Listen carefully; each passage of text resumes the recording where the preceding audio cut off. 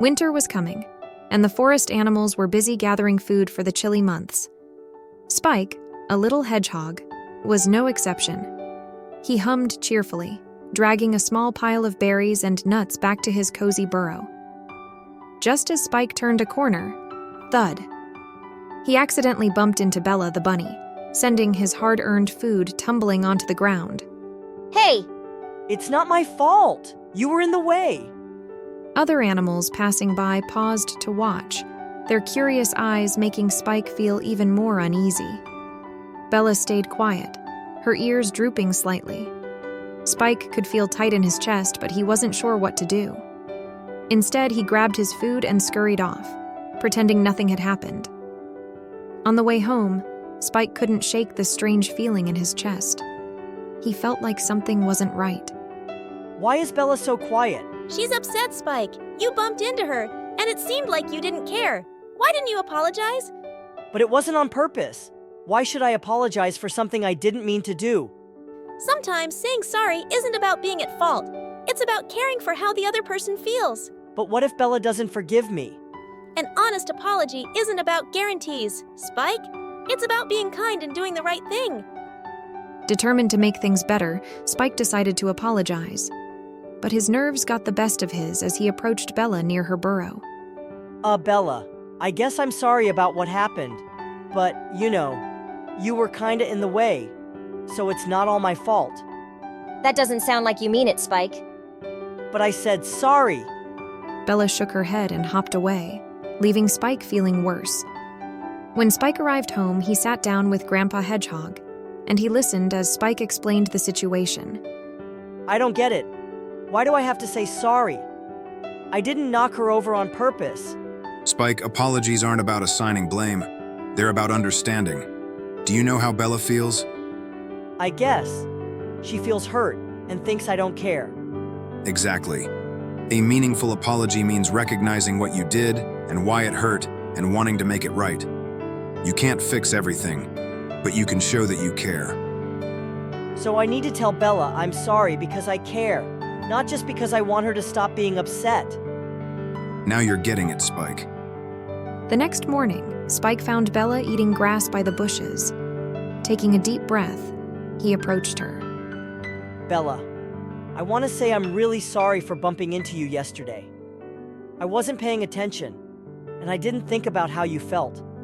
I should have apologized immediately, but I feared you'd still be mad. You mean it? I do.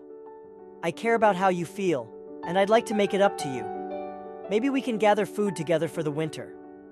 That sounds nice, Spike. Thank you for apologizing. Spike and Bella spent the day exploring the forest, searching for food together. They laughed as they competed to find the juiciest berries and the crunchiest acorns. Spike even tried balancing a pile of fruits on his tiny back, which made Bella giggle so much she nearly fell over. As their laughter echoed through the trees, other animals started to join in. Soon, the simple chore of gathering food turned into a cheerful group adventure. The meadow buzzed with excitement as everyone worked together, sharing tips on where to find the best treats. When the sun dipped below the horizon, painting the forest in warm shades of orange and pink, Spike felt lighter than ever. His friendship with Bella was stronger, and his heart was full of gratitude. When winter finally arrived, the forest animals were well prepared, their food supplies stacked high, and their friendships even higher. And as snowflakes began to fall, Spike smiled as he thought about everything he had learned. A real apology wasn't just saying, "I'm sorry." It was about showing you cared, fixing what you could, and trying to improve.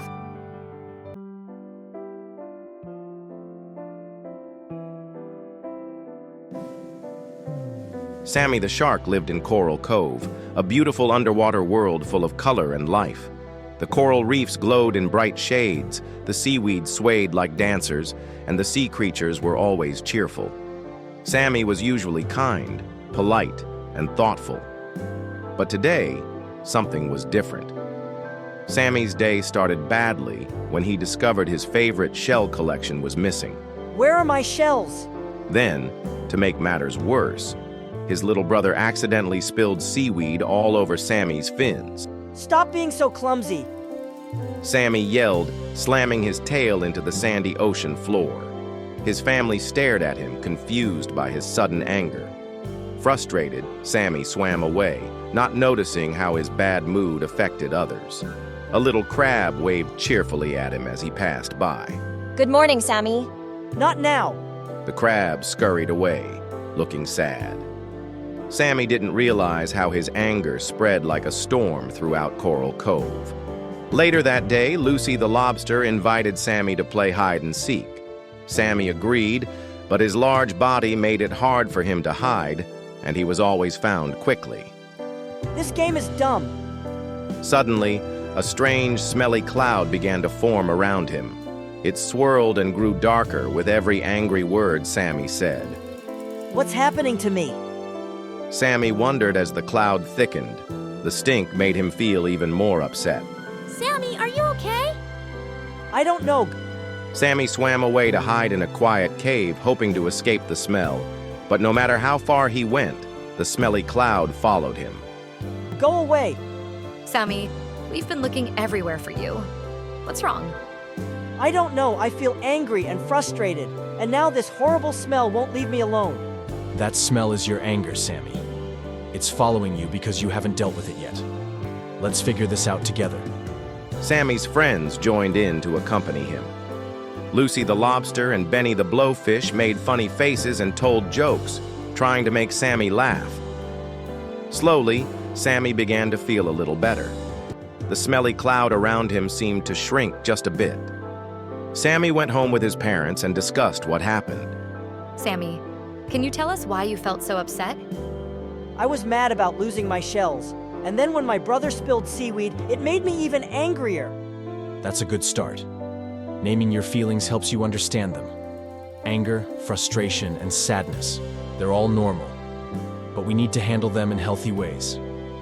I didn't realize my anger was affecting everyone.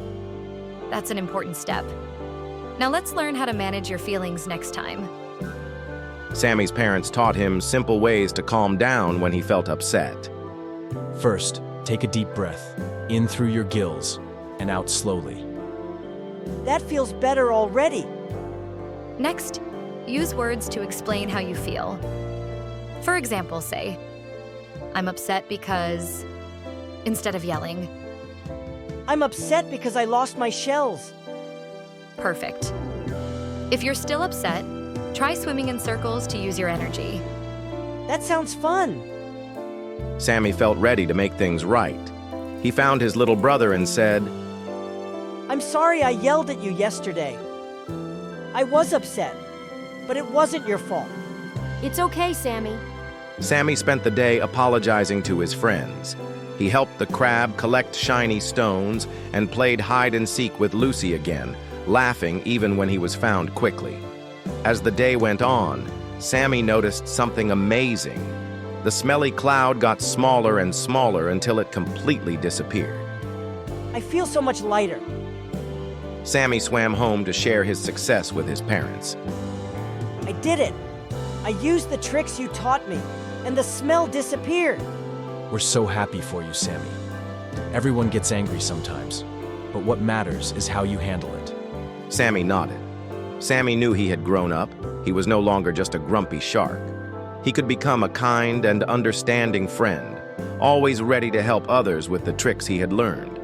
Sammy the shark was now the friend everyone loved, calm, caring, and always thoughtful.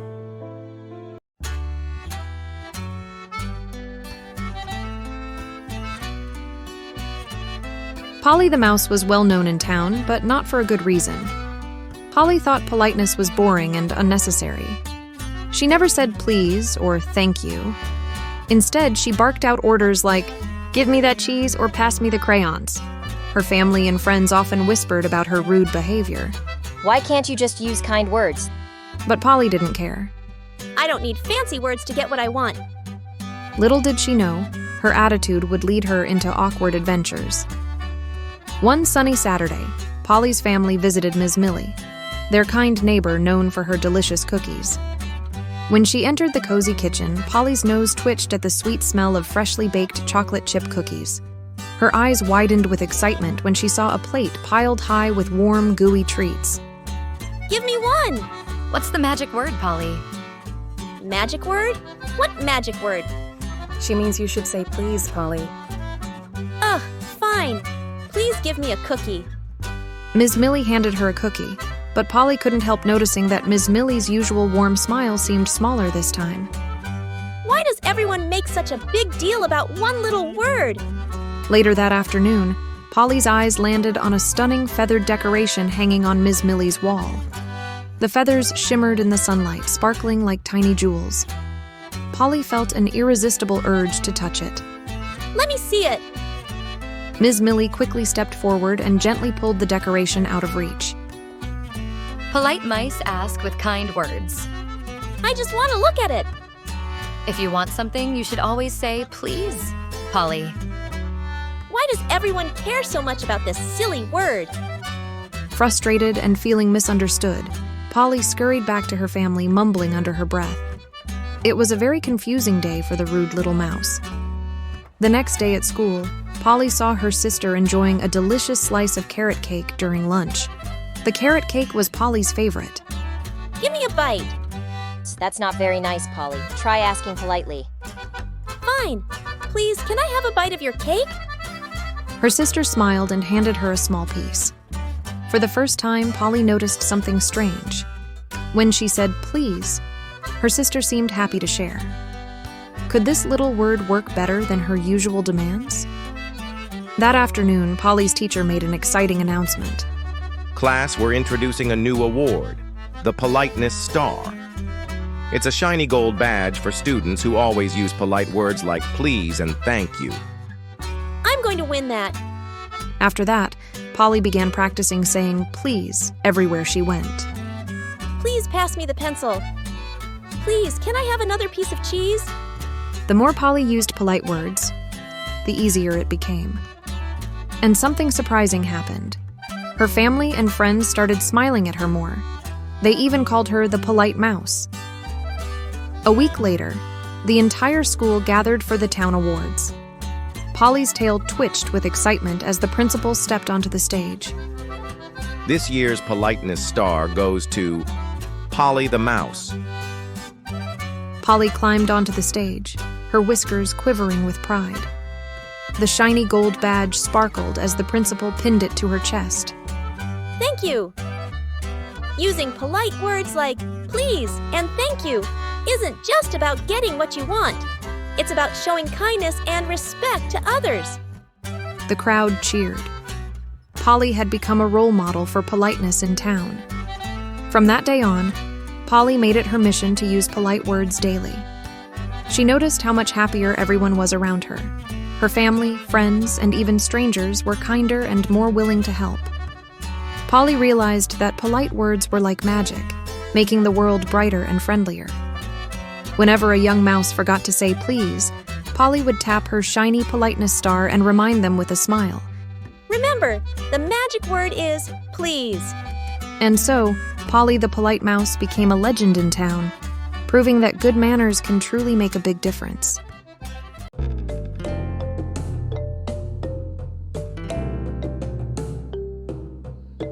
One sunny morning on the farm, the animals gathered to talk about an exciting discovery.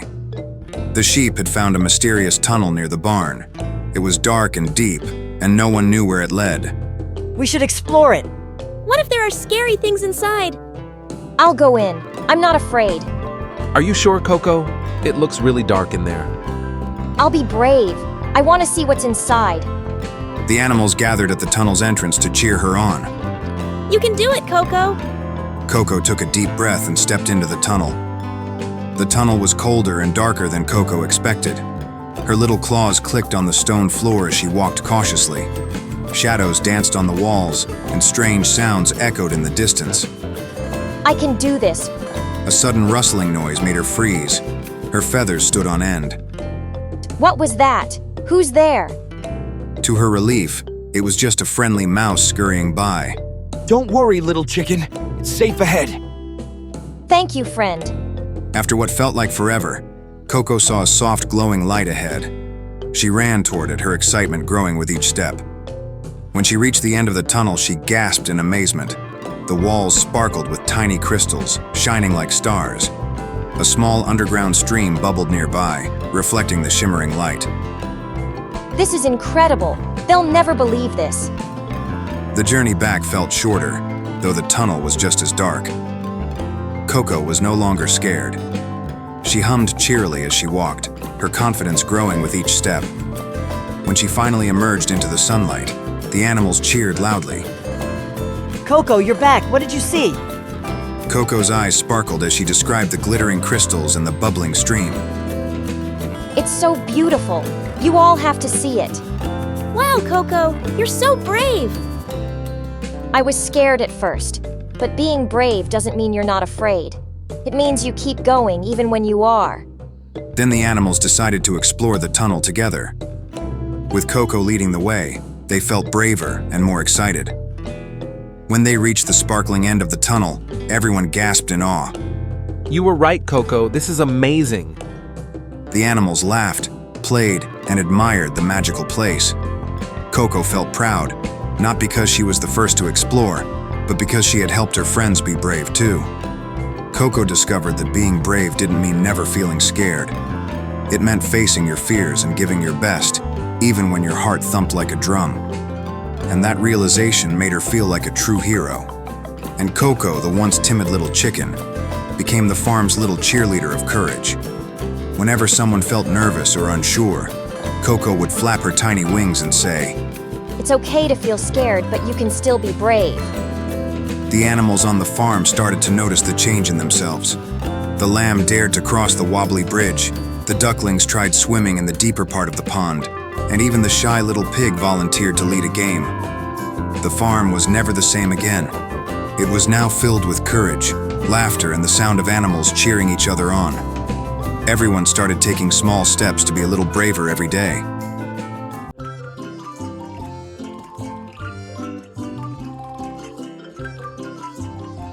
Leo and Lila were giraffe siblings who loved a good competition.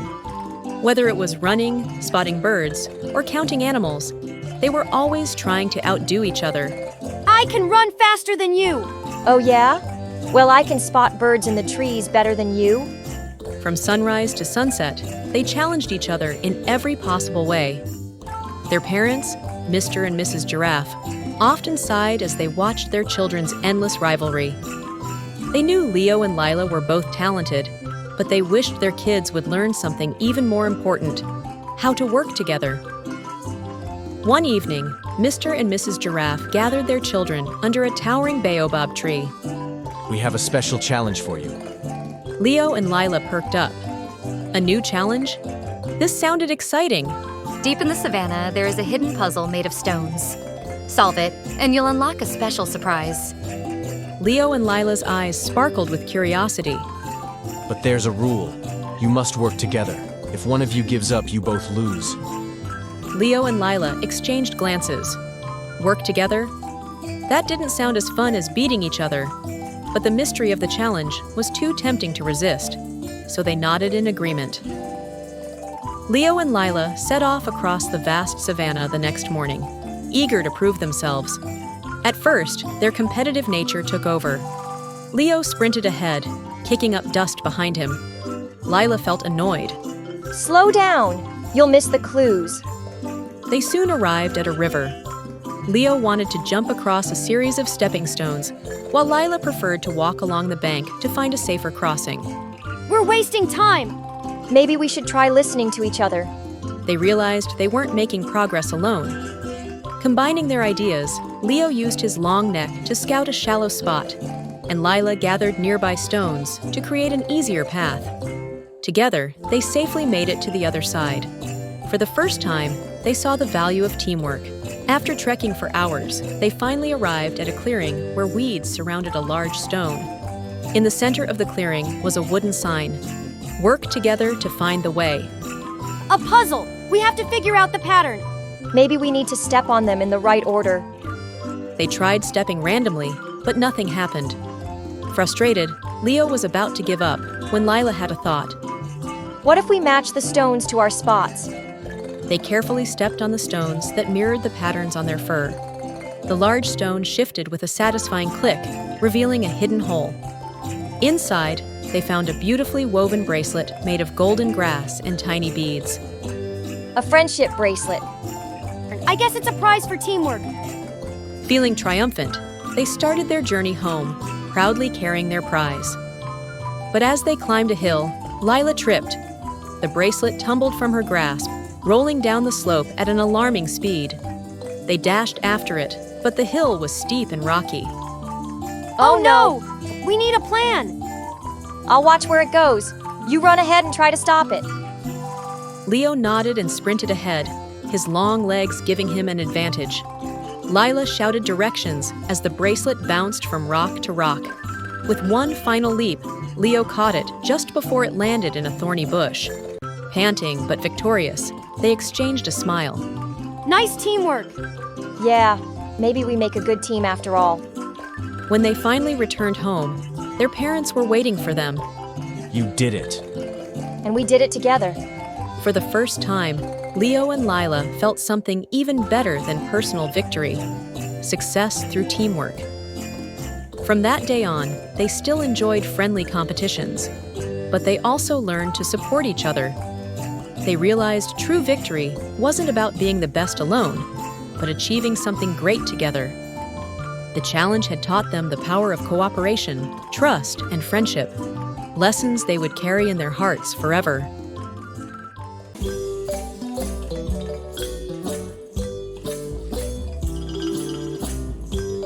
Little Crow had just arrived in a new forest. The towering trees swayed gently in the breeze, and the air was filled with the cheerful chirping of birds. He was excited to explore his new home, but felt eager and nervous. He wanted to fit in and make new friends, but he wasn't sure how. Then an idea popped into his head. Maybe if he impressed the other animals, they would like him. I'll show them how special I am. One afternoon, as Little Crow soared over the trees, something shiny on the ground caught his eye. He swooped down for a closer look and discovered a handful of dazzling stones, glittering like tiny stars in the sunlight. These are perfect. If I collect them and make something special, everyone will notice me. So he carefully gathered the stones and used vines to string them into a beautiful necklace. With his new treasure hanging proudly around his neck, he puffed out his chest and flew around the forest, eager to show it off. Little Crow landed near a group of animals playing in a sunny clearing. He spread his wings dramatically and declared, "Look at my beautiful necklace." Instead of being amazed, the animals exchanged awkward glances. Why is he acting so annoying? He's just showing off his necklace. It has nothing to do with us. Slowly, the animals turned away and continued playing without him. Little Crow stood there, confused and disappointed. Why didn't they like me? Wasn't my necklace impressive enough? His heart sank as he watched the others having fun without him. Feeling disheartened, Little Crow perched on a branch and sighed. Just then, a small pig trotted by and looked up at him. Wow, your necklace is beautiful. What are you doing around here? I don't know why, but no one wants to play with me. Maybe it's because they feel like you care more about your necklace than about them. Friends like it when you care about them, not just yourself. Little Crow blinked. He had never thought about that before. What should I do? Try being kind. Ask them how they feel, listen to their stories, and help them when they need it. A real friend gives, not just takes. The next day, with Little Pig by his side, Little Crow decided to try again. He took a deep breath and walked over to where the other animals were sunbathing. His heart pounded, but he remembered Little Pig's words. Hi, everyone. I brought some shiny stones. Would anyone like to make beautiful necklaces together? That sounds fun. I'd love to make one. Me too. Little Crow's beak curled into a happy smile. As they crafted necklaces together, Little Crow listened to the animals' stories and laughed at their jokes. He helped Bunny tie her necklace and found the perfect stone for squirrels. Slowly, the animals began to see a different side of him. Little Crow is so nice. He's fun to be around. Finally, Little Crow felt truly happy. I don't need a necklace to make friends. I just need to be myself. See, you didn't need the necklace actually. You just needed to show them the real you. The best treasure isn't gold or shiny stones. It's friendship. Little Crow was no longer just the new bird in the forest. He was a true friend, loved by all. And whenever he saw someone feeling lonely, he knew exactly what to do. Be kind, be understanding, and be there for them. And that, he realized, was the most precious thing of all.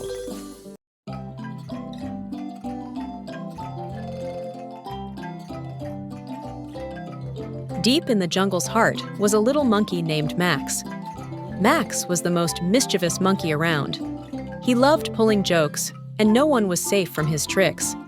He would hide the parrot's fruit, tie vines together so the elephants tripped, and even drop banana peels on his friends just for fun. Max, one day you'll need help and no one will come. That'll never happen. One hot afternoon, the jungle animals were busy gathering food when suddenly, Help! Help! it was Little Rabbit. He had fallen into a thorny bush and was stuck. All the animals rushed to help. The elephant carefully pulled the branches apart with his trunk, and the parrots picked out the thorns. Max, he just watched behind a tree, munching on a banana. It's not my problem. Friends help each other, Max.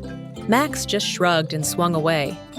The next day, Max found a giant banana tree deep in the jungle. Jackpot! He grabbed the biggest banana, but crack! The branch snapped. Hooah! Splat! Oh no! Help! Somebody! But the mud was thick and sticky. No matter how much he wiggled, he couldn't get out. He waited and waited, but no one came. For the first time, Max felt lonely and scared. Just as Max was about to lose hope, he heard voices. Did you hear that? It's Max! He's in trouble! The animals found Max struggling in the mud, but they hesitated. Max never helped us before. Should we help him now?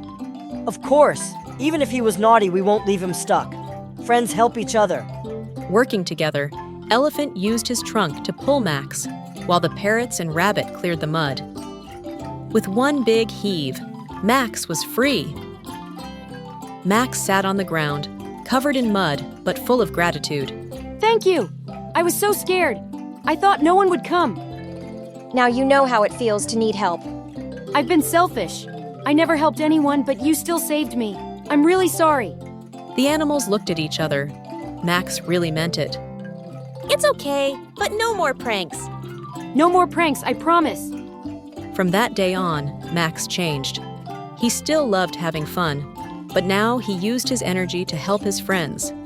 He carried fruits for the parrots, cleared paths for the elephant, and even helped Rabbit find the juiciest carrots. Helping feels kinda nice. Told you so. Max was still playful and energetic, but now he was also kind. When he sat under a tree with his friends, laughing, not at a prank, but because he was truly happy.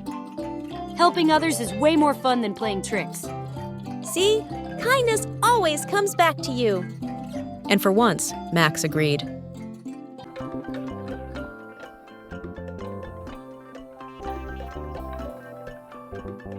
Bobo was a little sheepdog with fluffy fur and bright, curious eyes. He lived on a big farm with rolling green hills, a sparkling river, and a large flock of sheep. His parents and older brothers were strong, skilled sheepdogs, and Bobo dreamed of becoming just like them. He watched them guide the sheep across the fields and protect them from danger every day. But there was a problem. Bobo was the smallest sheepdogs. His legs were short, his bark wasn't very loud, and he often stumbled while running. Sometimes he wondered if he would ever be strong enough to be a real guardian.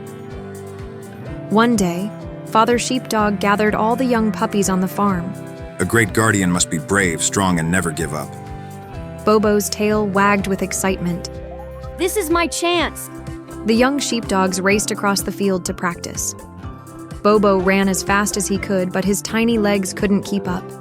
He tripped over his own paws and tumbled into the soft grass. The older pups laughed. Maybe I'll never be a good sheepdog. A cool mist covered the farm as the sun dipped below the hills. The sheep huddled together, uneasy. A strange rustling came from the tall grass near the trees. The older sheepdogs stood alert, their ears perked.